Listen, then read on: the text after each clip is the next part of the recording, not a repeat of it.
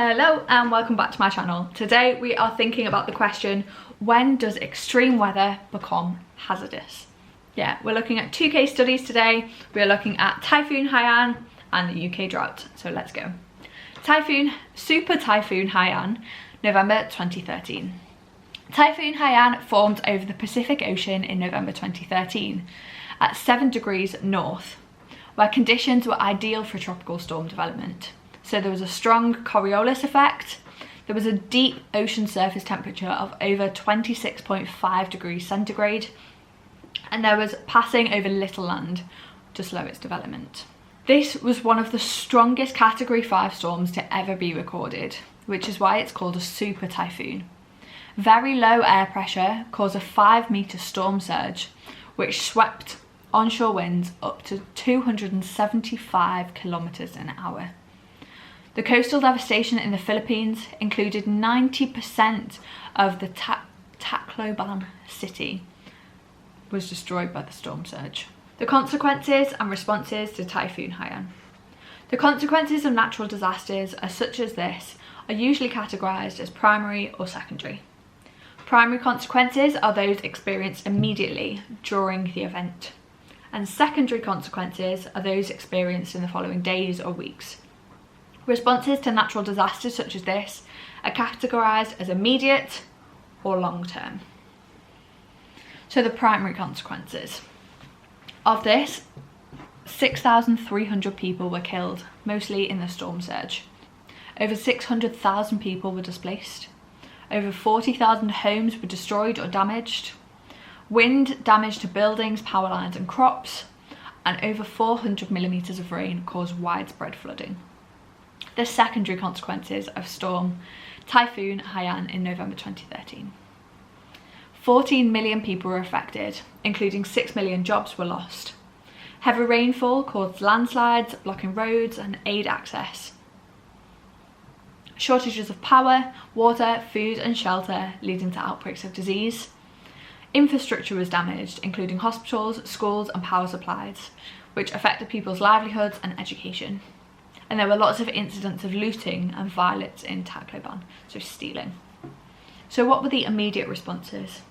There was rapid overseas relief aid, including from NGOs, non-governmental organisations. US helicopters assisted search and rescue missions and delivered aid to the people that needed it. There were also field hospitals set up to help the injured people, and over 1,200 evacuation centres were set up to take in the displaced people, because there were over 500,000 people. And then the long-term responses. The United Nations, non-governmental organisations and international financial long-term aid through building supplies and medical support were offered. There was a rebuilding of infrastructure, rice farming and fishing were quickly re-established in the region, and homes were rebuilt in safer areas and more typhoon shelters were rebuilt. So we are now going to move on to the UK drought in 2012. So this was excess of water, UK drought, lack of water. The drought of 2012 was one of the worst in the UK on record, particularly in the south of England. It was caused by unusually dry winds from Europe, causing low rainfall between April 2010 and May 2012. Warmer temperatures causing greater evaporation from reservoirs, lakes and rivers.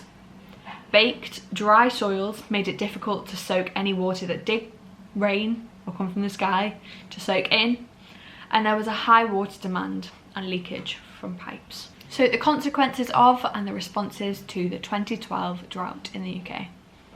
The consequences of a hazard event are often categorised as social, economic or environmental. Social consequences affect people. Economic consequences relate to money, so like loss of revenue, repair costs and so on. And environmental consequences affects the natural environment. So the economic consequences of the 2012 drought. There were problems for farming. There were water shortages for crops and livestock reduced yields.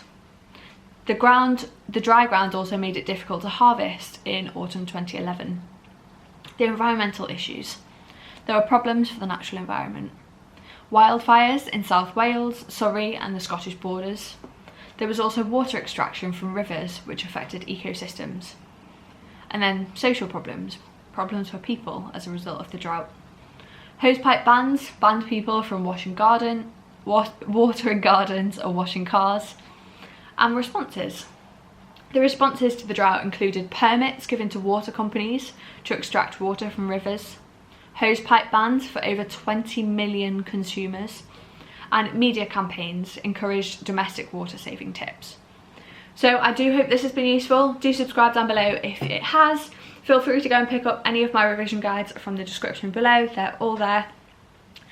If you would like to become part of the Access All Areas for this exam board, head over to my Etsy shop. You will gain access. It has all the revision guides, so you don't need to buy them individually. All the lessons you need, other students there, exam tips, loads of exams that you can then submit a question to me and I will mark it for you. But I do hope this has been useful. If it has, subscribe down below and I will see you soon.